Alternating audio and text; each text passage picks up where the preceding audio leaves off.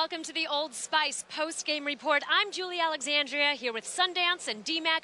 What an amazing championship we just witnessed here at the Meadowlands. Triggers Down just beat Instinct. Guys, how did Triggers Down win their first 2009 circuit event? Well, I don't know. Obviously, they shook off yesterday. I mean, they did not look like the same team we saw the first 2 days of this event.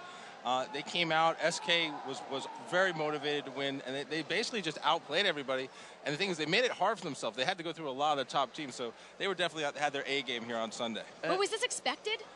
I think a lot of people had picked them. It was expected, but it definitely wasn't expected after Saturday. Yeah. When you look at Triggers Down, they lose to Believe the Hype, but they come back, they dominated Believe the Hype, and then they dominated Instinct 6-1. Yeah, that's what's really impressive, because yesterday Instinct looked like world beaters. I think yesterday, based on the performance I saw out of Instinct, I thought that they were going to be sitting there and have an easy time and just kind of win this event going away, but it was not the same Instinct today. Triggers Down, which was a bad thing for Instinct, but for Triggers Down, it was a good thing that it wasn't the same team that we saw yesterday.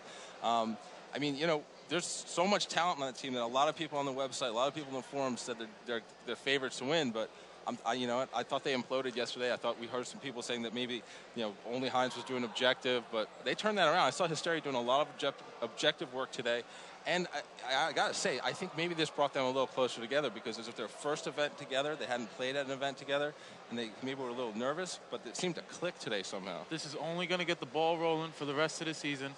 Now they're going to be on point.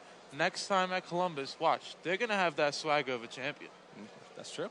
All right, well, let's run it down. Let's check out the letterboard.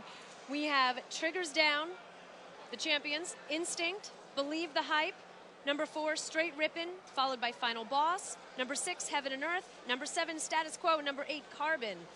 Yeah, this is, you know, what really shocks me here is Heaven and Earth being up there that high was kind of a surprise to me. That doesn't really shock me. I know the talent was there, but that team yesterday didn't look great. You remember, like, they played against Triggers Down and they took one game, but they came back today and they did some work today to get that 6th spot. Carbon, I think, was closer to placing much higher. I think Carbon got themselves into a position where they just Straight Rippin took them to 5 games, and then they kind of ran out of gas. And today, Triggers Down, they ran into Triggers Down. Well, which, as you know, Sonny, a team always gets screwed at an event. And what happened to Carbon? Believe the Hype beat Triggers Down, sending them to the losers bracket. They met up with them in the losers bracket, and they had to lose. Yeah, and I think Straight Rippin, we saw the results of them not having internet in the off-season at their new house they moved into. I think that was a big part of it. But those guys had a 4th place finish, which I'm sure they're not satisfied with. But I spoke to Elamite a little bit. He said they're going to be back for the next event. He's confident they can turn it around. T2 was not happy with the finish, but, you know, he's never happy unless they win. Final Boss is another team on that list, which, you know, they were close to maybe finishing higher than a lot of people expected them to play. And Macchio, the player that was viewed as maybe the weak link on that team, strong player, stepped it up. I mean, Macchio came out here like he had something to prove.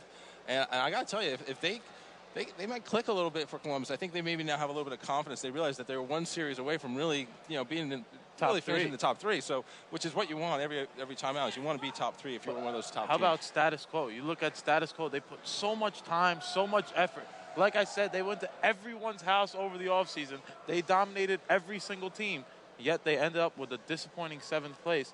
You have to feel bad for Strongside here. Well, you know, I don't know. I mean, still it's top 8, and that's a bunch of young guns. He did go rogue and pick up these kids, and, you know, and he decided to go that route.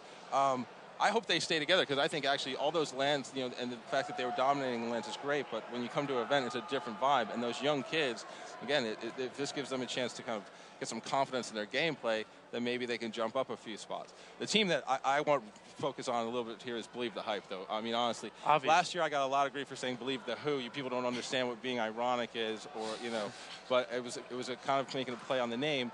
These guys are the real deal. Clutch can play, and Cloud, I don't know. Some of the stuff this kid comes up with, you can't find them on the map. He's a straight killer. He beat Straight Rippin last year. Yep. He's done it again this year. They beat Triggers Down, the only team to beat Triggers Down this event. And they were 2 last-second plays away from beating Instinct.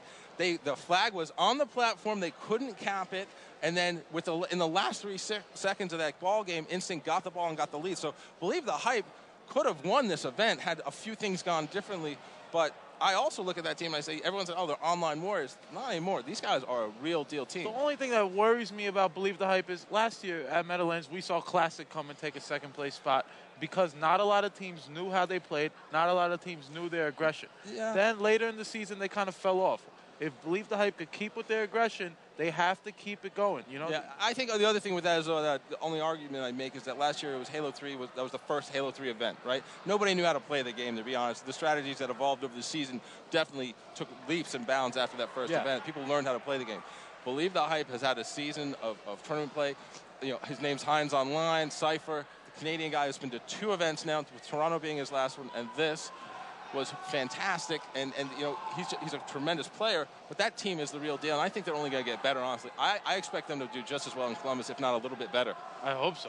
All right, Sundance, your pick for MVP. Wow, MVP. So, you know, I had it all picked out if it was Instinct, but obviously it wasn't. I'm going to go with SK. And the reason I'm going to go with SK as opposed to going with Hysteria, who was ridiculous. SK? Let me finish. All right. Or Pistola, who's one of my favorite players to watch, and I'm happy for him. Or Hines, who's just ridiculous. But SK, because as the leader of that team, all right, you lose yesterday. A match you should not have lost on paper. You should have won that. You lose. Everyone's saying, oh, this is all hype. They're not going to do it. As the leader, you have to get your team together. You have to have the ability to get their heads back into it. You bring them back into this room whenever it's written you off, and you march through every single team you need to beat to win. That's what they did, and he's the leader, so he's the MVP. I agree that SK definitely led them, but they couldn't have done it without Pistola. Pistola was absolutely amazing today. He was better than Hysteria. He was better than Hines, and he was definitely better than SK. He shined throughout the finals. And I've been talking about Pistola for. I love the kid's play. I love he's amazing. As I said last year, he's like a strong side-esque player, but who has evolved beyond that, I believe. Yeah. And his team game, he was an individual player who did well in free-for-alls. Now his team game is on another level. I think Pistola's got an amazing future in front of him, and I think that honestly, you're right. Without Pistola, that team wouldn't win. But that's the whole point. Without the guys on that team, there's no way they win. Yeah. All right, guys. Well, when we come back, SK will be joining us to talk about their huge win here at the Meadowlands. Stay tuned. We'll be right back.